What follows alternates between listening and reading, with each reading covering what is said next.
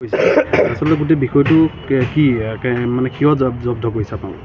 Actually মানে যিখিনি টিপি নাছিল, চালান নাছিলে, সেই গাড়ীখিনি আমি জব্দ কৰিছোঁ আৰু সেই জব্দ কৰি পেলাই লৈ অনা হৈছে। তাকে এতিয়া আমি বাকী প্ৰচেছ কৰি আছোঁ। মানে বিগত সময়তো ডাম্পাৰ চালকৰ দৌৰাত্মত ইতিমধ্যে কেইবাটাও প্ৰাণহানি হৈছে, ঠিক আছে। পৰৱৰ্তী সময়ত আপোনালোকে এইটো সিদ্ধান্ত গ্ৰহণ কৰিলে, এতিয়া আপোনালোকে গাড়ীখিনিত কি পাইছে? যিখিনিৰ চালান নাই সেইখিনিক আমি অফেন্স কৰিম, লিগেল মতে অফেন্স কৰি আমি তেওঁলোকৰ ৰয়েলটি হেৰি কৰিম। কিমানখন গাড়ী ধৰিছে আপোনালোকে? এতিয়া মানে আমি প্ৰচেছ কৰি আছোঁ। এতিয়ালৈকে আমি 22খন গাড়ী ধৰা হ'ল। এই 22খন গাড়ী আমি প্ৰচেছ কৰি আছোঁ।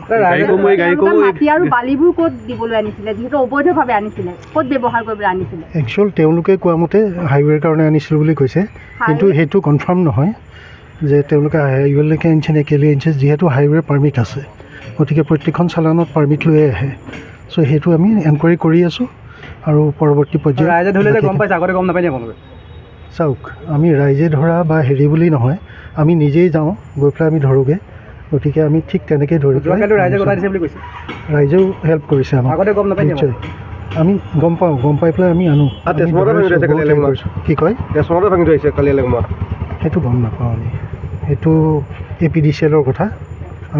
হাউলি, বালিগাঁও, মালোৱালি এইকেইটা অঞ্চলত কিন্তু ডাম্পাৰৰ দৌৰাত্মৰ ফলত জীয়াতু ভুগিছে সৰ্বসাধাৰণে। বালিৰ সম্পূৰ্ণ অঞ্চলটো প্ৰদূষণ হৈছে, বাৰম্বাৰ অনুৰোধ জনোৱা হৈছে, কিন্তু তাৰ পাছতো কোনো ধৰণৰ ব্যৱস্থা গ্ৰহণ নকৰা নহয়।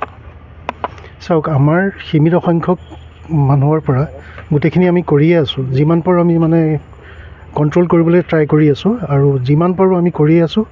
আৰু প্ৰত্যেক দিনাই 2-3খন গাড়ী আমাৰ অফেন্স হৈ থাকে।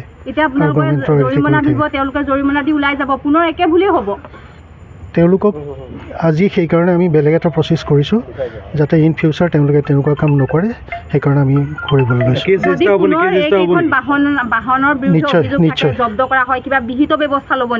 নিশ্চয় আমি তাৰে মানে কোৰ্ট প্ৰচেছ কৰি আছোঁ, কৰি পেলাই আমি তেওঁলোকক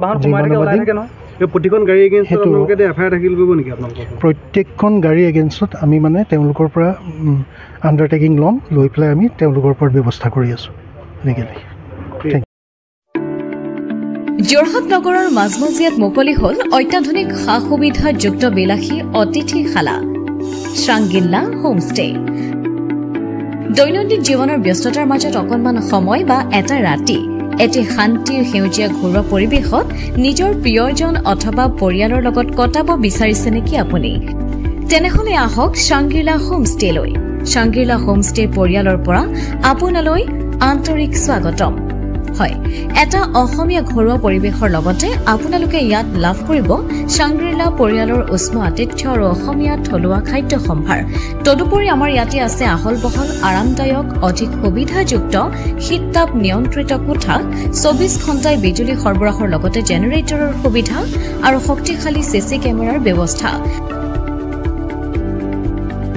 বিনামূলীয়া ৱাইফাই সুবিধা, কাৰ পাৰ্কিঙৰ ব্যৱস্থা, ন্যূনতম মূল্যত গাড়ী চালকৰ বাবে কোঠালিৰ ব্যৱস্থা, লগতে আপোনাৰ প্ৰমোদৰ বাবে উপলব্ধ এখন মুক্ত টেৰেছ, য'ত মুকলি আকাশৰ তলত আহাৰ গ্ৰহণৰ আনন্দ লাভ কৰিব পাৰিব আপুনি। আপোনাৰ বাবে এটি সুখবৰ, আমি প্ৰথম 20 জন গ্ৰাহকলৈ আগবঢ়াইছো 30% ৰেহাই মূল্যত অত্যাধুনিক কোঠালি। 3 জনৰ বাবে উপলব্ধ কোঠা 3000, কিন্তু বৰ্তমানৰ মূল্য 2100 টকা প্ৰতি নিশা। 2 জনৰ বাবে উপলব্ধ কোঠা 2500 টকা, কিন্তু বৰ্তমানৰ মূল্য 1750 টকা প্ৰতি নিশা। তেনেহলে পলম নকৰি এতিয়াই আমাৰ শ্ৰাংগিল্লা হোমষ্টেলৈ আহিব পাৰে। আপোনাক স্বাগতম জনোৱা হৈছে আমাৰ পৰিয়ালৰ তৰফৰ পৰা। অধিক জানিবৰ বাবে আমাৰ যোগাযোগ নম্বৰত যোগাযোগ কৰক। আমাৰ ঠিকনা DCB ৰোড, হেমবৰুৱা পথ, তৰাজান কাকতি গাঁও, যোৰহাট।